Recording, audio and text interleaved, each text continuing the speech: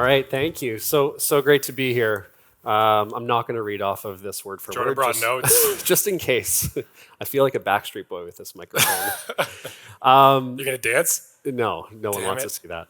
I kind of want to see that. So as mentioned, my name is Jordan. I'm the CEO at Seven Shifts. We'll cover a few topics today between Jason and I. We'll kind of go back and forth. One will be kind of like a quick update on Seven Shifts.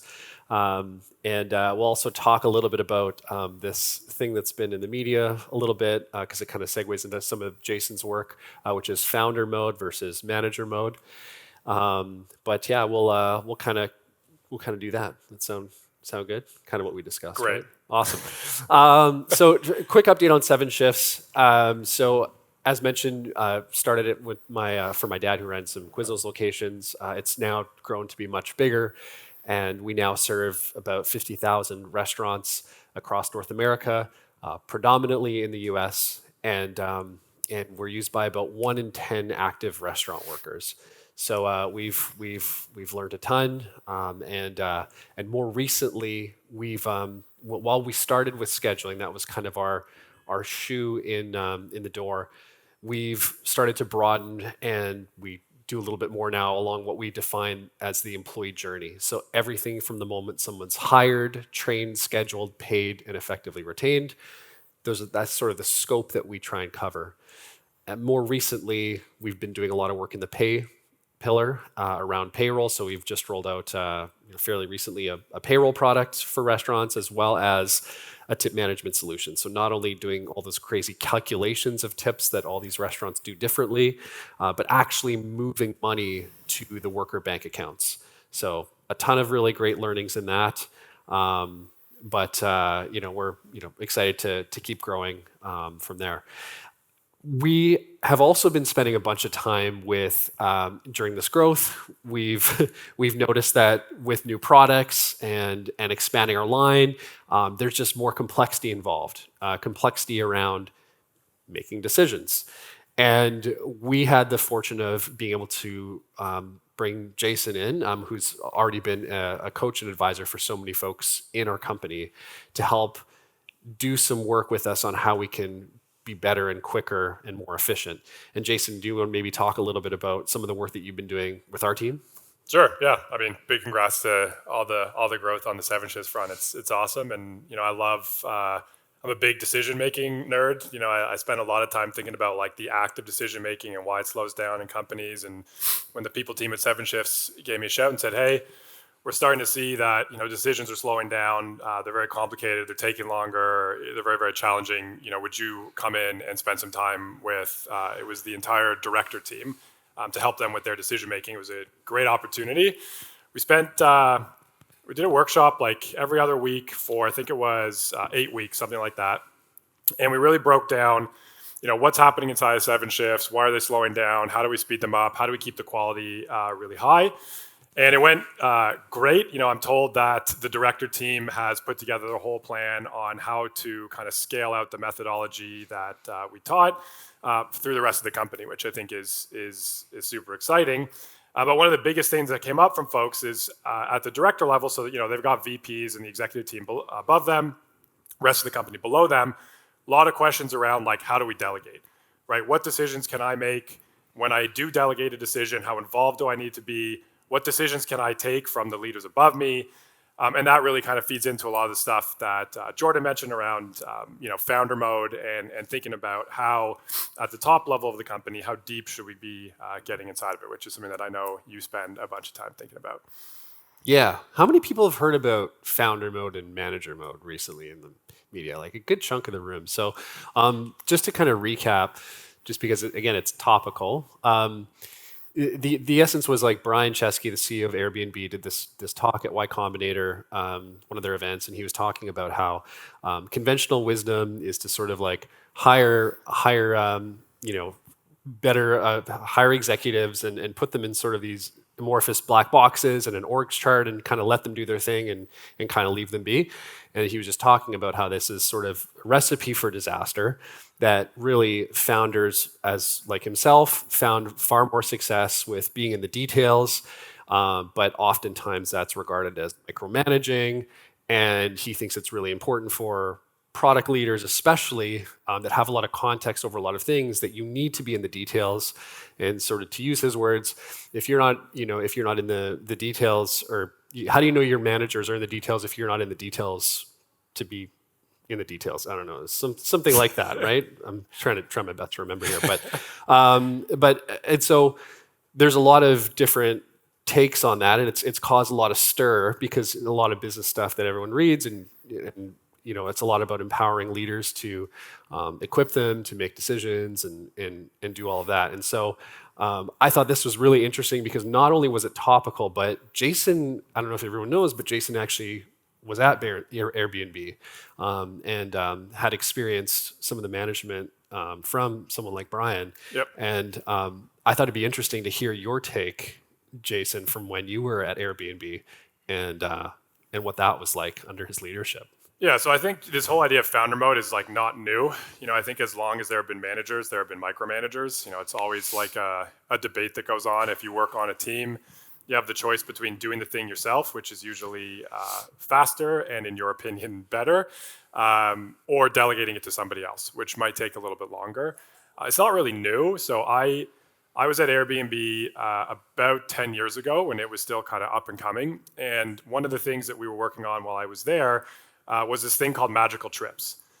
Bit of a crazy idea, but if you go on Airbnb now, you'll see experiences, right? And Airbnb was going through something similar to what 7 Shifts is going through, in terms of trying to branch out and not just be like a single product company, right? So we were doing a lot of stays, and we wanted to have an opportunity for people to book experiences. And Brian wanted this to not just be like another tour guide, basically, right? Like, people go traveling on tours, you see them on the buses, and you don't really get to experience what the city looks like. So we called it Magical Trips, and he assembled a small team. And the first thing that they did was go and take a trip to Disneyland. Okay, so this was at a moment where the company, I had these growth targets that were incomprehensible at the time. Like, we were scaling globally like crazy.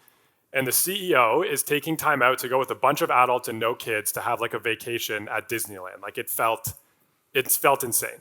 And they got back from Disneyland, and they cordoned off a small part of the office, and they spent hundreds of hours booking the very first Airbnb experience, right? It took them, it was like weeks in the making. There was a whole crew of them. It was impossible for me to like imagine a way that the CEO could be more involved, right? That was not like him kind of standing back and trusting people to get the job done. He was probably spending, I never audited the guy's calendar, but like, it was a significant portion, probably the biggest priority that he had. And he was deeply in the weeds. I mean, like, booking restaurant reservations for folks. And to me, this is like, not founder mode, this is builder mode. And so when I think about founder mode, I think about like deploying it in the right time and place. Right, so every project, every company has different stages. There's a big difference in the engagement profile when you're starting something, when you're getting it off the ground, versus when you're operating it or scaling it or making it more efficient or what have you. And so thinking about the right time, I think, is the first piece around founder mode. And the other piece is the right place. Right, so the line between founder mode and micromanagement is very, very, very, very thin. Right, it's very easy to step over into micromanagement and start causing problems for your team. I think place is a good thing to be thinking about there. Why are you going into founder mode here? Is it because you have some core expertise, or there's something unique about you that you do differentially from everybody else in the company, and therefore it's going to change the impact we're going to get? Or are you just a warm body and you don't trust people, and that's why you're going deep into the weeds here? And so being clear about this is I think something that's like really very important and very overlooked, right? Brian was going deep on magical trips, not just because it was an important thing that the company was trying to accomplish. Brian's a design thinker, like, he's a designer by trade. He was bringing the magical part to magical trips, right? He created the whole experience. He was thinking all about it deeply, and he was bringing like a spice to that project that wouldn't have been there without him, which made it the right place to go into that kind of founder mode mentality. Yeah, I think the biggest struggle, and I think even for someone like myself, in this mode, is sort of like, I've made some of my own mistakes in terms of, and Brian talks about his own mistakes too, of like getting his hand slapped at various times, and he learned sort of like the right way to do it. I think there's a lot of in his whole message of like be in the details, I think, what does that mean? Like, what does the details mean? And it's interpreted a lot of different ways, even talking with other founders. And there's a bunch of different ways to kind of go about your definition of what being in the details means. And I think to Jason's point, setting good context around that is super important. Something that I've learned is, maybe it's less effective and maybe it's not the best to, whether you ping various people at various points of their day that are across the organization working on things. But perhaps it's better to understand what those cadences are, where you want to be a part of those rituals, where they present designs, where they talk about them openly. So it's more in the framework of kind of the goings on of the company. And so I think even just from my own experience, that's helped a lot is sort of like being upfront about when those rituals are and what my involvement is going to be, because then it creates less anxiety for the folks that are involved in that. And so lots of learnings, I think, for me in this whole thing, but I think you hit on like the key points there. I think there's like two that really matter if you're thinking about going founder mode and like how to do it really well. And Jordan touched on the first point. I think being clear on your intent is really, really important. Like, why are you going deep on this thing? Jordan and I are working on a project together. I'm going to go founder mode on him. It can be very intimidating for people in your companies or on your teams to have something like that happen, and they're going to start asking questions. And if you don't answer their questions, it can go off the rails, right? So am I jumping in on this project and going off founder mode on Jordan because I don't trust him? I don't think he's very good at his job. Or am I doing it because I think the combination of the two of us together and me engaging in this way is going to make it in some way, shape, or form better? And I think in a lot of cases, it's easy, as a founder or as a leader or someone on a team to just like launch right in right away without clarifying your intent and telling your team. So taking like honestly 15 seconds, 30 seconds, being honest with yourself. Why am I jumping into this? It's going off the rails. I don't trust the team to fix it. It needs me to get in here. And then tell them. They might as well know that they're underperforming and then that's why you're coming in. If that's not the case, tell them that too, right? I'm jumping in here because I'm going to bring the magical to magical trips and you're going to bring the operation stuff and yada, yada, yada. That's why I'm doing this. Then they're going to understand. They're not going to ask questions, right? So being very, very clear about the intent is important.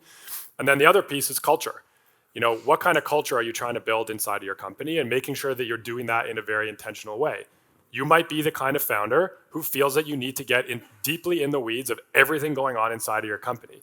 You can fight that, or you can just own it and have people understand that like that's the way that it goes. I'm going to get a ping from Jordan in the middle of my day every once in a while because that's the kind of leader that he is and that's the kind of culture that we have here. If I work at your company, I can opt out of that, right? I can say, hey, I don't want to be in an environment like this. I want to be just like left to my own, and I don't want you like checking my homework all the time. When we're not intentional about the culture, I think that's where it really can fall down. So are you jumping into founder mode on a specific project right now because it's a moment in time or there's something special that you want to try to get accomplished? Or is this just the culture of the company and we should be like really clean and clear and upfront about that? And I think that's the thing that Brian did, super well. Like I had like near unlimited budgets. Nobody checked my homework on what I was spending. Nobody was really pushing me on like what I was running or why I was running it. But if I didn't give the cleanest, clearest possible report of exactly how we were doing from a metrics level, I had people in my shorts all day long, every day. And I just knew that like this is the kind of stuff that people are going to be deep on. And I knew that, okay, great. Like I either like working on a thing in this way or I don't, and it wasn't going to change. And so I think really just being intentional and upfront about why am I getting in here and telling your team, even if it's brutally honest, it's better for them to hear it. And then being intentional about the culture you're trying to build and being honest about that culture so people know this is how we're going to engage. I should just expect that this is what's going to feel like going forward. Do you feel like we're going to have a lot of misinterpretation around this? Yeah, for sure. For a little while? We're talking to Max quickly outside. It's like founder mode it feels like it's becoming the blanket for like, oh, you're being a bit of a jerk or you're micromanaging me a bit. It's like, it's okay. It's founder mode. Right? And I don't think that's going to whitewash anything. You're just going to disenfranchise your team and have major problems. And I think it's really like it comes down to that intent. Like just take a second to be clear about your intent. Why are you getting involved? And it doesn't have to be a founder. You can be working on a team and see that somebody needs help with a thing and jump in with them and get right into the weeds of that, whether you're the leader or not. Are you doing that thing because you think that they're not doing a great job at what they're doing or because you have a skill set that you can help them with? 10 seconds up front to just say to them, hey, I think I can help. I've seen this and I'm seeing you have troubles with that. So really, I think just not using it as like a whitewash is really important. Just because there's a name for it doesn't mean that you're not going to piss off your team and create major problems. Yeah. Also worth noting, in Brian's case, he had a lot of bureaucracy going on, where like it almost like got so bad at one point where like his executives were sort of like, I don't know if it was intentional or not, but it was sort of like shutting him out of like conversations, such that the flip side is like great executives will want to include you and harness your superpower in the respective areas they're running because they know what type of secret sauce you could add to the mix. And so I think he had a really unfortunate and sounds like he had to learn the intent, right? So I talked to my friends who are still there, and what they say is different is he still goes equally as maniacally on certain parts of the business, but he more intentionally engages in that way, right? He used to kind of spray and pray, where it's just like, maybe pray is not the right word, but like he's going to go hard all over the place, shake the tree and see what falls out. And now it's way more tactical. I think my understanding from talking to the folks that you're mentioning is like, they now know that he gets engaged in these kinds of things in these kinds of ways, and he doesn't hold back in those areas. Everywhere else in the business, that's more of the traditional put great people in the seat and like let them totally run with it. Yeah, he goes where he feels he can add the most value. That's right. And he goes hard as hell in those areas. He's not holding back. Yeah, great. I think we're out of time. It says 0. It does say 0. Okay. Awesome. Do we do questions or do we just walk off the stage? We do questions? They're like, get the hell off. Thank you. Cool. Thanks.